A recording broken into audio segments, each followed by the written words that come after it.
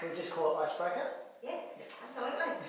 And so, with his speech tonight, called Icebreaker, I would like to ask his evaluator, Robert. Is that right? Now, Anne, Scott hasn't got a manual yet, so can you please introduce Scott as Toastmaster? Want me to read the name for You you? would read out the objective one, yeah?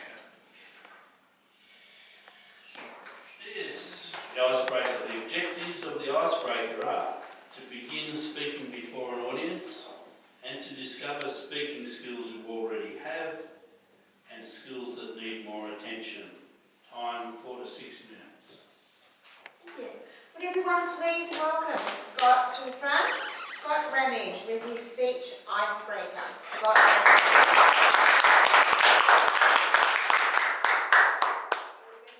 Thank you.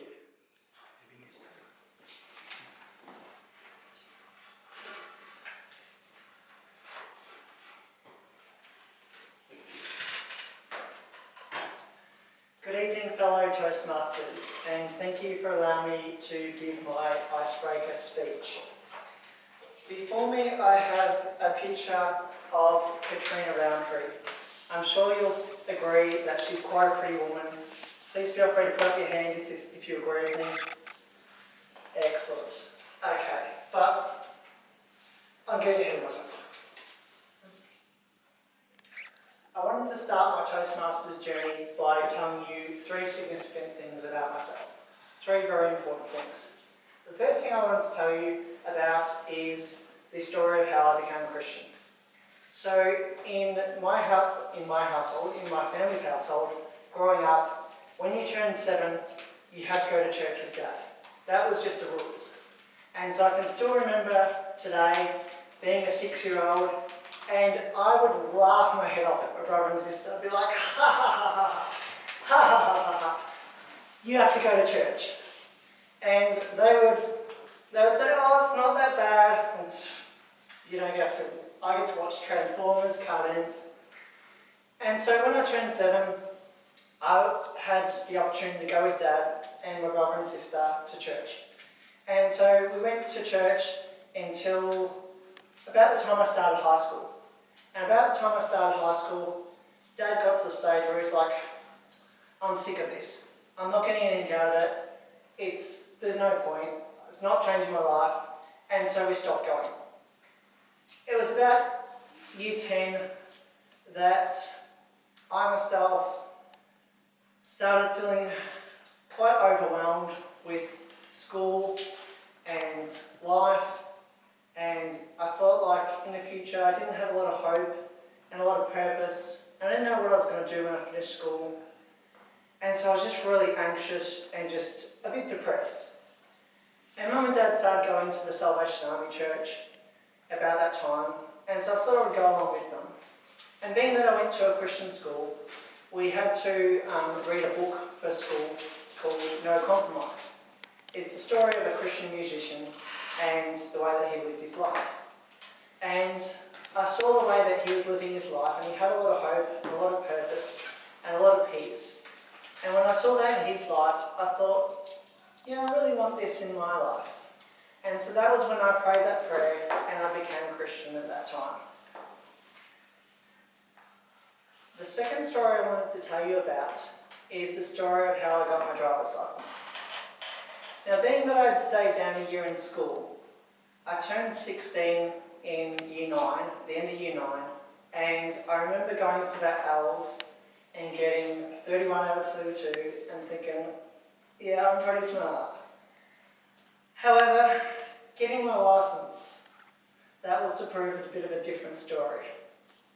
I remember turning 18 at the end of year 11 and thinking, whoa, I'm still a long way away from being ready to drive.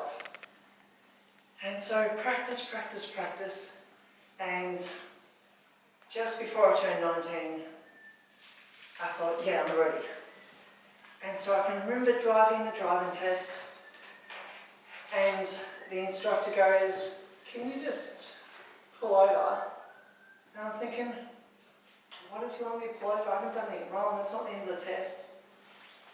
And as I flick on the blinker and pull over, he goes, you know that stop sign back there? He goes, you're actually meant to stop at that stop sign and not just give way. You're not supposed to roll through giving way. And I was so distraught, but as we do, I held back the tears until I got home.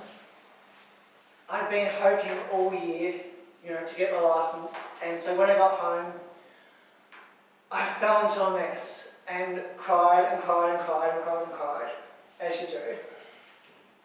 And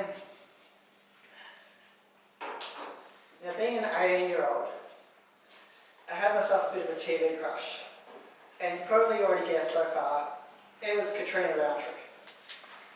I thought she was fantastic.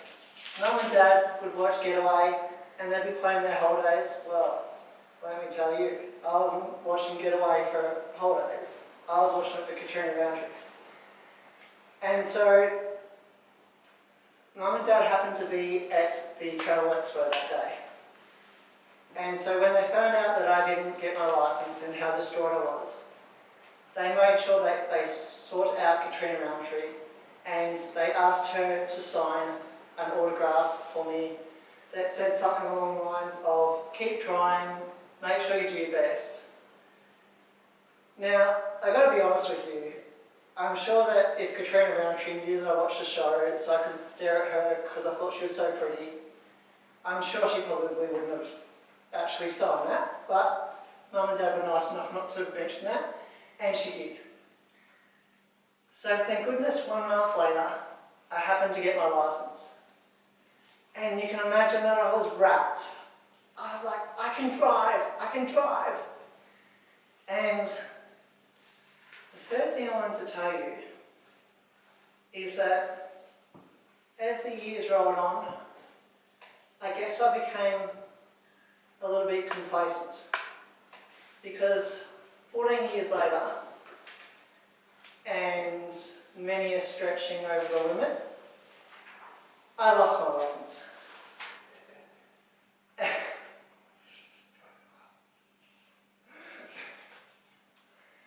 And it was one of the toughest experiences of my life. I had only a majority of my points lost were less than 10 kilometres over the limit. But it was still over the limit and I deserved to lose my licence. My licence was something that I had not necessarily taken for granted. My licence was something that I had taken for granted. And I was so happy when I got it back. I can report to you that since getting my licence back 3 years ago, I haven't lost a single point, which I am proud of. Not losing my licence, I'm not proud of that. I wanted to leave you with the question, what do you need to make sure you don't take for granted? Thank you.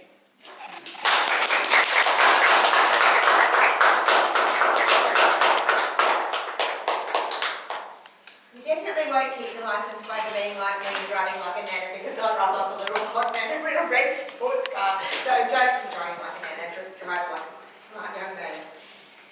Thank you everybody. We have a timing report